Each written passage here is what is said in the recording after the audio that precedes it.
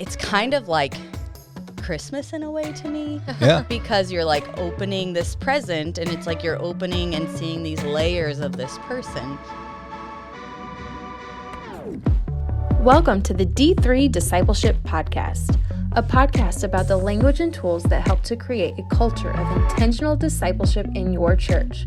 We are excited that you're joining us today and hope that you enjoy what you hear. Welcome back, guys, to the D3 Discipleship Podcast. I am Katie Ketzner, and with me today is my co-host, Ray Peoples. Yep. Today is a special day because we have another guest with us. We do. But before we introduce her, we are going to remind you that the purpose of this podcast is to coach and equip you to lead your best in discipleship. Good job, Ray. Yes. Very she proud sprung of it on you. me there. She sprung it on me. I tell you what, Katie, it is like, what is it, 20-something degrees? It's pretty cool. It's taking a deep dive. As if you're watching, you can probably tell by my really red nose. I'm freezing. Oh, yeah? It's always cold in the room that we do our podcast in, Hope. It's like always. I'm typically fine, but Katie's like, it's freezing. It's freezing. So don't Yeah. be alarmed when the next time you're watching and you just see me bundle up in a blanket. That's and a right. coat. That's right. Well, what we've been trying to do over the past couple of weeks and in this season that we're in now is that we're trying to interview folks who are in a certain phase of our D3 pathway. And so a couple of weeks ago, we interviewed Jonathan Bissick. He had just handed out covenants to his group. And today we're going to talk about stories. So Hope and her group actually finished their stories last night. Wednesday, yeah. Wednesday night. And so they are fresh off of that. And so that's what we're going to talk about today and kind of what that looks like and how that went for your group. Great. Sound good? Yes. All right. You ready? Okay. Oh, yeah. Let's dive in.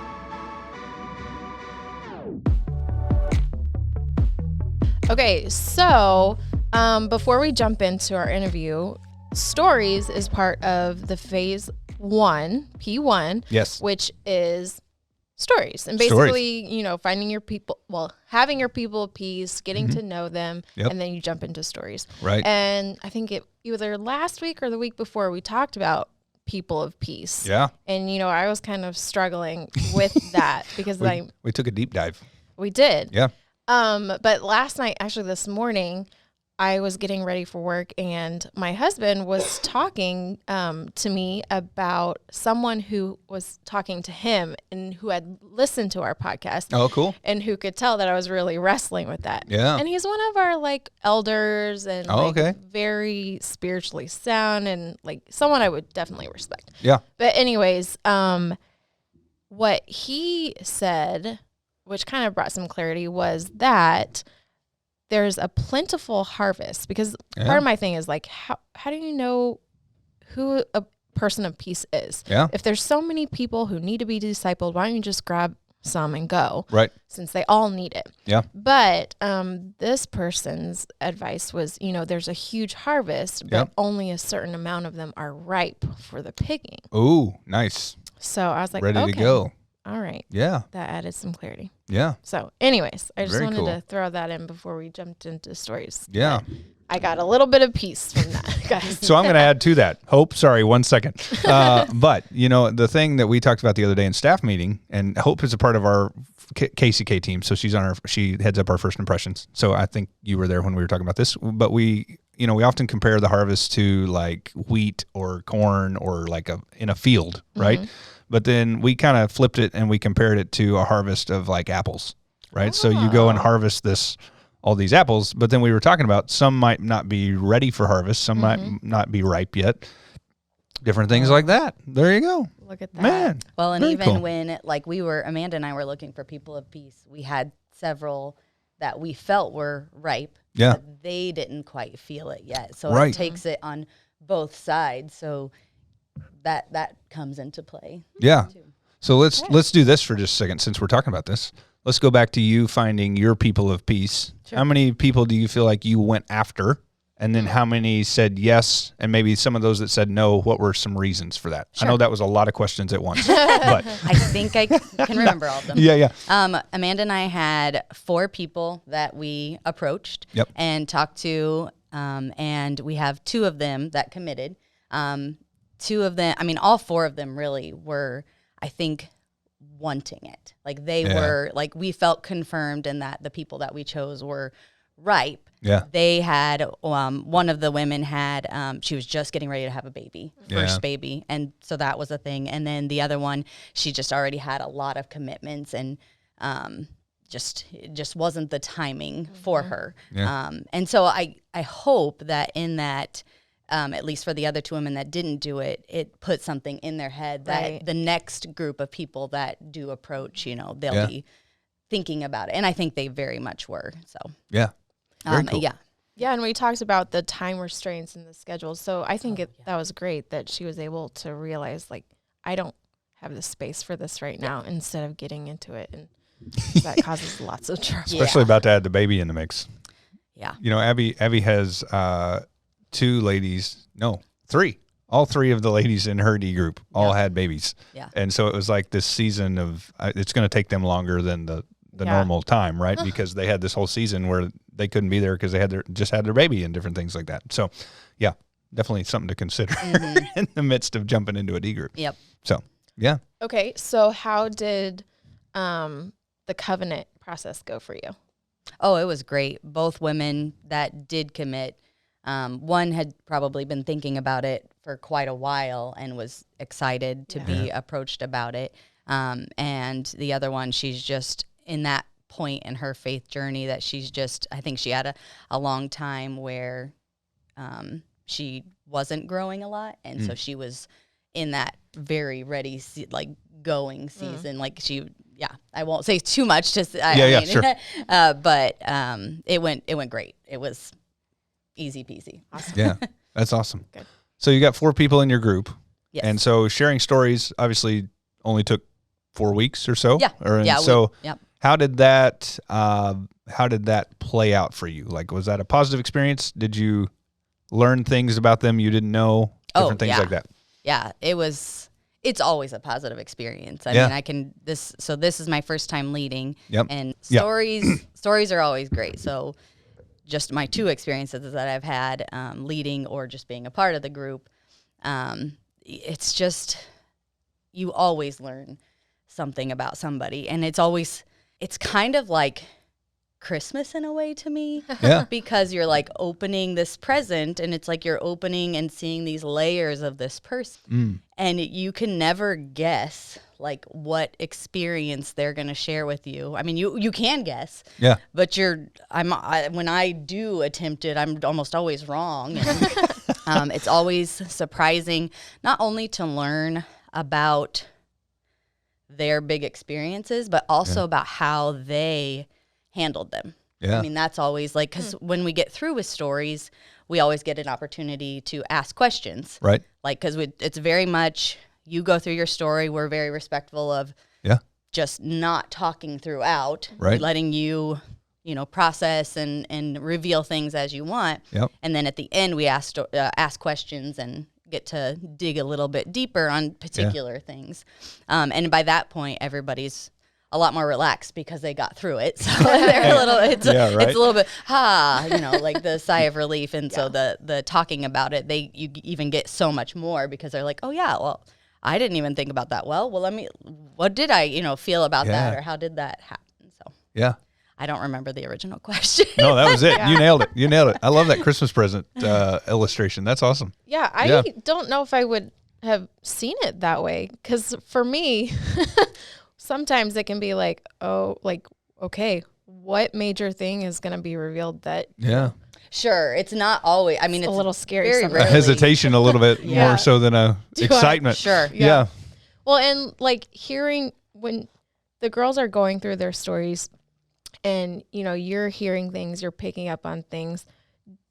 We've talked about, it's not your job to pick which things need to be fixed. Yeah. Do you think that's hard, or do you think?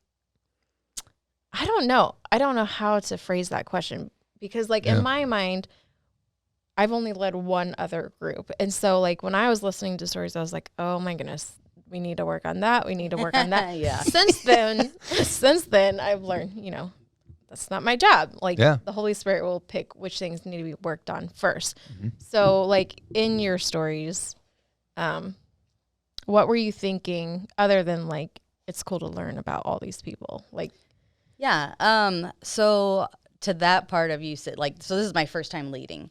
So I didn't have a whole lot of I had expectations of what were going to come of it, but not exactly how. Yeah. As far as like picking things out myself or whatever. And I have a really great partner who's been through it. She was actually my leader last time, and then she had been through it before. And I mean, she's just amazing. And so she has always spoke words of wisdom about like the Holy Spirit being what's going to lead us to these things. I mean, she mentions that even in our group regularly. So they understand that it's, we may see something, and she's very big on taking notes. So I have been very big on taking notes too. And all of us did, actually. Yeah. But just basically check marking things that may come up later, and then kind of seeing if there's a pattern. So that's, I don't know, not experiencing it as a leader yet, but my thinking is that it'll just see, okay, hey, this came up in your story, it's coming up again. I'm going to ask you a few questions about it and see if that leads anywhere. And then, and that's what I assume is going to happen. Or we just wait and it came up again. And then, okay, this came up 3 times now. I think we need to, really, I feel like with the learning circle, the idea is that person would maybe see something in themselves. But I think it definitely happens the other way around where, especially if the whole group is like, hey, we're all seeing this. But I don't know, not having led it before, but that's just what I assume is going to happen. Yeah, that's awesome.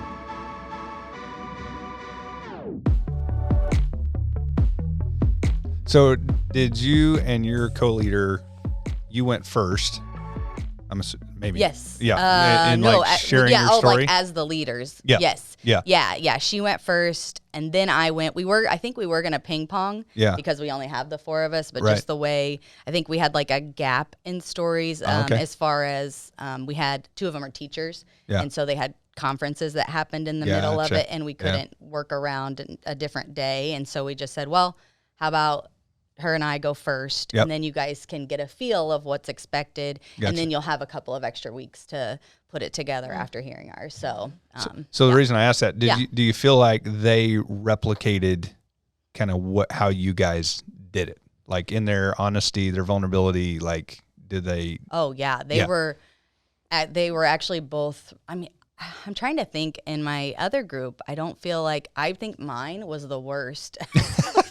All of them. Oh, you're being hard on yourself. My first time, because when we started them, I said, I want to go first. I want to get it done. I can't sit here every week and think about it, because then I don't feel like I will really be listening fully, because I just get so nervous about those things. Yeah. So I just jumped right in. Yep. And when I did it, I typed it all out, and I literally read it. And I told him ahead, I'm literally going to read this. Yeah. And like we kind of talked about it afterwards. I don't think, maybe I wasn't the first one. Maybe actually my co-leader was the first one. So I got to see one of the leaders first. And I was like, I want to be the first, like, leady. What's the... Yeah, right? Yeah. The sharer. The sharer. And so anyways, I read off of it the first time. Yeah. And so this time that was my goal, that I was like, okay, I'm not going to read it. And I had typed it out again. I decided not to look back at my previous one to see what I thought was important this time around. Because that's a great idea. We had a long first group because we started right before COVID. And so ours extended some. And then we had a little bit of a gap before I started leading. Yeah. And so I had that time to be like, okay, I'm just going to do it and write down my thoughts now. I did end up looking back at it afterwards, but it was more of a procrastination thing that led me to it, but it was really a good thing. It was a God thing. Yeah. That I didn't read off of it, and I was just like, okay, I'm not even going to look at it. I'm kind of just going to, I know my story for the most part. Trying to remember those important things, and it went a whole lot better. But yeah, both of the other women that have not done this before, one of them, I think, looked at notes. Yeah. But really only for reference. They both did. Sure. Phenomenal. Cool. I love that. That's awesome. That idea of like not going back to your old story. Yeah. Not that I still have mine. I'm not sure if I do. I might. But if you think about it, like when I first gave my story, that was 2018. So a lot of time has happened in between, and a lot of different things have happened. And if you think about it, it's like your story has changed so much since then. And like what you were living in right then maybe isn't as pertinent. Like it is, but so like when I gave my story, I was going through a separation. Yeah. So, I mean, my story is completely different now. Right. Like I'm remarried and like stuff like that. So it's like that pain and everything that I was dealing with at that time isn't really there. So my story is going to be a lot different this time. Right. Going into it. And for you, that's almost 5 years ago. Right. Crazy. If I can do math properly. I know. I was like, it's 4 or 4.5. Like that's a while back. So yeah, a lot's happened and a lot's changed. Yeah. Wow. And you've learned more and you've added more to your story, but like those big parts become smaller parts. And you may mention them still. Yeah. Right. Oh yeah. It's a big part of my story, but it's not what I'm living in right now. And I think that's important when leaders give their story is to be vulnerable, like with the here and now. Yeah. Because a lot of people I feel like could potentially be like, this is what I was saved from. This is my life kind of in the past, but they're not so willing to give out what's happening in your life now. Yeah. And I think that's really important because you are also walking through the process with them. Yep. And you will be going through learning circles as well. Yeah. Like the Holy Spirit doesn't just stop talking to you once you go through deep group. It keeps going. Yeah, thank goodness. So, Yeah. Well, and I think sometimes we can treat our past one of two ways, right? Like either my past was great and I want to continue to live in it, or my past was terrible and I want to dismiss it. Mm-hmm. And so there's this way of like you were saying, like in the moment, yes, let's share what's going on now. But again, okay, what did my past look like? Was it a positive? Was it a negative to where I am now? Mm-hmm. Right. And I think some of those things stand out, whether, like as you were saying, I didn't look at my notes, but also there's those moments that no matter what, they're going to stand out as your moments, and big moments that had a big impact. Because that's what makes you who you are, like those big moments in your life. So that's what gives people understanding as to who you are. Yeah. Those bigger moments. Yeah. So that's what makes stories so great, right? Unwrapping that present. Yep. Yeah. Just thinking about the different, like not look, you saying not really thinking about looking back and stuff, but it made me think of my co-leader. Again, I'm going to talk about her so much. Yeah. Natural. Yeah. You can brag on her. She's our campus discipling leader. So she. Thank you, Amanda. I guess I haven't said her name. There you go. Anyway, so since I got to hear her story in being led under her the first time, and then I got to rehear it this time, there were so many, like the big things that I knew would be big, and even some of the like very detailed things, part of the big things were still the same. Yeah. But she did share a little bit different perspective, and she didn't even realize it. Like that was one of the things I commented on. So it was really cool getting to hear it twice, and I'm sure the same, like even me thinking about mine twice, and like, twice, like in this setting. I mean, obviously there have been other testimony points, but just thinking about, you saying yours 4 years ago, and I'm just thinking about like my original, like, just from my original baptism date from a kid, and then, and I got baptized again when I was older, and then like just those different, what are they called? The pillars of faith or whatever. And there's so much changes, and you have to look at the here and now. Right. That's cool. Very cool.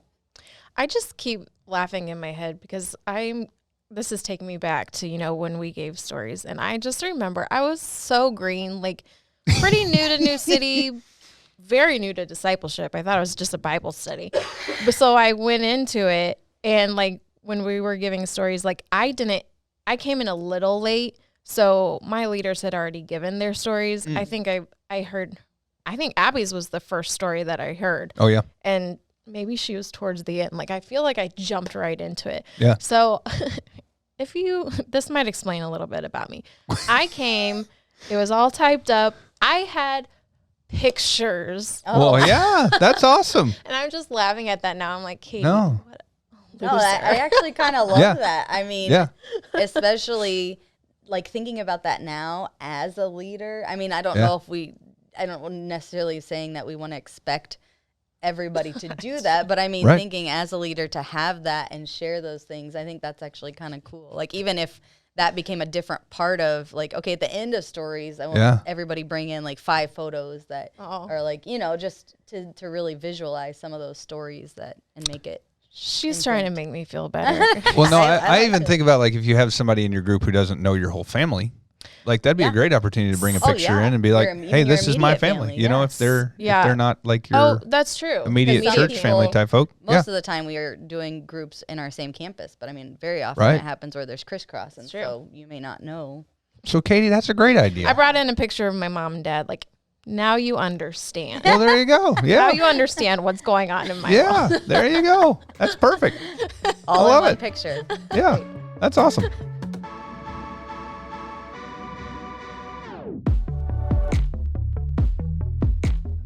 So you guys have finished up your stories as of this past week. Yep. So, like, what are kind of next steps moving around the turn and different things like that? Sure. So we have about 3 weeks before we go into the holidays. Oh, that's true. I mean, we're taking Thanksgiving off, and then we're going to do 3 weeks. Yeah. And then we're going to take 3 weeks off for Christmas. Gotcha. And that's the plan anyways. We said that's what Amanda and I decided, and we said it's always open for discussion amongst the whole group. We just wanted to have a plan to go into it. And so our plan now is to really focus on abiding. Yeah. And I really think that we've been very fortunate with this group so far, which I'm just like, thank you, Lord, because it's my first one that I think that's going to be good and not a challenge. Now, it may be. Who knows? We just don't know. Sure. But we're going to work on abiding, and so we're going to introduce I'm sorry, I'm blanking on the 7 arrows. 7 arrows, there it is. I did not learn that in mine, so I told Amanda, I was like, okay, I'm going to lead this one. Even though I don't want to, I want to lead the, now I'm blanking on the other one. Did you hear that? She didn't want to. Eat the word, thank you. I was like, we read a book in our group called Women of the Word, and so I always it comes to my mind as Women of the Word. I'm like, nope, that's not it. It's Eat the Word. Yeah. And so I really wanted to do that one, but I was like, okay, well, since we never learned this, I should probably do this one. Anyway, so we're going to do the 7 arrows and Eat the Word, however that works out. And then we have plans for like providing some scripture to like be in and saying, hey, let's see where this leads you. And then you guys bring some scripture and where we can all kind of sit in during that time. Yeah. And then we also had the idea of going into Christmas season of doing like the Christmas story and doing either Eat the Word and or 7 arrows throughout the Christmas story. Yeah. And both of us, we haven't had a chance to talk about it since we had this brilliant idea. It was like, okay, well, there's 4 gospels, so we're each going to take a Christmas story from each of the gospels. And I'm looking back and I'm like, oh man, they all don't talk about Jesus. Oh, that's true. That's true. Like, yeah. What is it? And so Luke is really the story. Yeah. And then I can't remember, is it Mark or Matthew that they talk? It's like, I mean, it's a paragraph. Yeah, I mean, right. It's so short. It's not any. So I was like, okay, so I guess we're all going to be sitting in Luke, which is great. But it was just, I felt glad because I do feel inferior sometimes. And just that we were both like, we're going to do all 4 gospels in the Christmas story. Yeah, there you go. Okay, that doesn't exist. Okay. Yeah. That was helpful that it, happened around Christmas time. Yeah. But my question is, what happens, like, what would you suggest is some good scriptures for people who they're like, okay, we need to teach these tools. We need to start teaching abiding. What are some good scriptures for groups to put me on the spot group? Yeah, I know. Yeah, that's my job. Yeah, right. So I think John 15 is a good one, just to kind of start for in the abiding process, like that word. Talking about the vine. Yeah. So that Amanda said. What's that? That was John 15. No, it's 15. I think it's 15. She's looking it up. Everybody, Look it up. Everybody who's listening, she's looking it up. So John 15, where it talks about abiding. So that gives us kind of reference of like, why are we abiding? And then also like Matthew 6, Sermon on the Mount. That's a great one to start walking through as well if you need something. Even just simple. What? Nothing. Oh, is it John 15? It might be. And then also from there, like Proverbs are good. Just daily Proverbs. If people are struggling with a rhythm, and like, oh man, I read something, I'm not sure, and then I lose my place, and like they kind of use that as an excuse. I'm putting that in quotations from our audio listeners, but like Proverbs is a great way to kind of have a rhythm as well and kind of walk through those. Proverbs is good just because there's so much wisdom to glean from. So like exactly, you should be getting something from it. Yes. Everyone should get something from it. Where right. There's some scriptures where it's just like, right. Listen. But I also love your idea of taking like the season we're in, right? So Christmas season, or even if you're around Easter, doing the Easter story as well, and kind of using that as like your step. I mean, that's or like genius. That's going in the Pentecost, book that I'm not Passover. writing for you, Katie. I am writing for you. So we have a discussion every podcast that there's things that we should add to our book. Oh, sure. Because I need more. Yeah. Like the playbook is good, but I love hearing what everyone else is doing just so I can pick and take. And when I'm stumped, I want to have an arsenal so that way I can be like, okay, I can do this, or this. Yeah. That's right. So if you've been listening and you hear me grumbling and complaining about this, like, can we commission someone to do this? Because Ray's obviously not doing it. Compile all the thoughts. I guess I could do it for myself. For a couple weeks, I had a Post-it note, and I don't know where it went. But we're not the only ones in the studio, so it happens. Yeah. Anyway. Back to the John 15 and 14. Yes. I think I just have to publicly admit that my husband says this all the time. He's like, you are so confident in your answers. And it doesn't even matter if you're wrong or right. Like, it's just like, you just answer it and like, that's what it is. Yeah. So that's what just happened here today, folks. Well, I was like, no, it's John 14. So which one is it, Katie? It's 15. Oh, okay. Yeah. Well, that's great. Whoops. That's great. Well, it's awesome to hear that your group is going well. Excited for you to work through the Christmas season and figure that out and then move on to, but again, I think that's a great, like, even where we are right now in the timeline, like, that's great for people to hear. Like, they're sitting there going, okay, the next couple of weeks are going to be crazy. Yeah. What are we going to do? So, your husband is in my group. Yep. And our group is going to actually have to, like, we're not going to get to meet for the next couple of weeks. Yeah. Right? Because of Thanksgiving, and then we come back, we have a thing we meet on Sunday nights. Oh, yeah. So we have a leadership community, or actually we have a leadership community during the day, and then we have a cookie exchange at night. So, like, everybody in our group's going to be keeping the kids so the ladies can do that. Oh, so, like, that's nice. Different things like that. So, yeah. But it's cool to hear that you guys have kind of set a rhythm around Christmas to say, we're going to use this as kind of our tool for this season. So I love that. I also like that you've planned out the next like month or so. Yeah. I feel like when I was in group, we kind of went week by week, like, oh, next week is this. What are we going to do? But I think that helps with, the expectations of the people in your group. Like, this is when we're having off. This is when we're meeting. Yeah. Yeah. Well, that was even so. Not to talk all about my group, but it's attached because your husband's in there, right? Yeah. So this past week, we kind of said, hey, we have to meet because we're not going to meet the next couple weeks. Yeah. And so just kind of brought clarity to that on the front end of like, hey, guys, really need you here if at all possible. And one of our guys drove back from Wichita and was like keeping his eyes open with toothpicks, but he was there. Yeah. And it's like, hey, way to go, And so there's some of that happens too. But I think looking back, hindsight's 20/20, and you learn and you grow. But I feel like we didn't have that structure of like, we're meeting these days, we're not meeting these days, setting that expectation ahead of time. Yeah. And I think that maybe made the girls feel like they had more pushback or like they could determine when we were meeting because if we were iffy, they were not as strong and committed. So gotcha. Looking back, it's good stuff. Your next group's going to be amazing. I hope so. I'm learning a lot. I'm excited for it. That's right.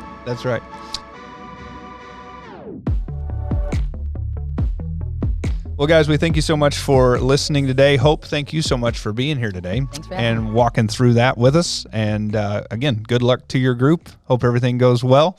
And keep us informed. I'm personally biased. I'm excited that you're discipling people at our campus, right? So that's pretty cool. And what that looks like in the future. If you have any questions, you can send them to d3info@newcitychurch.com. We would love for you to check out our YouTube page if you haven't already. Subscribe. And by the way, I said last week that we had 20 subscribers. We actually have 60 subscribers. You were really far off. I feel so like, man, that's awesome, right? And so good to know. If you want to share that with anybody, feel free to share it. Yeah, and keep coming up to us about the podcast. I had someone else come up and just... Katie loves her celebrity status. No. I'm just kidding. It's just encouraging. It is encouraging. Other people, even people who have done it for a while, I had someone come up to me this week and say, like, I was just listening to your podcast when they saw me. And they're like, I think it's so helpful just to go back and refresh your memory. Right. So even if you've been in the game a while, it's a good refresher course. And it is encouraging. So thank you for listening. Thank you for watching. We do put quite a bit of time into this from the standpoint of sitting here, but also just during the week and different things like that, brainstorming and all that fun stuff. So thank you so much. Yes, Hope, thank you for being here. And we'll see y'all soon on the D3 Discipleship Podcast. Oh, premature. Bye. Well, that was a very Arkansas. We'll see y'all. We'll see y'all later. But we will. We'll see y'all later. Bye. I said it 3 times already. Thank you for joining us today. We hope that today's information was helpful and useful for your discipling journey. We would like to encourage you to subscribe, review, and share on social media. If you would like more information, check out d3pathway.com.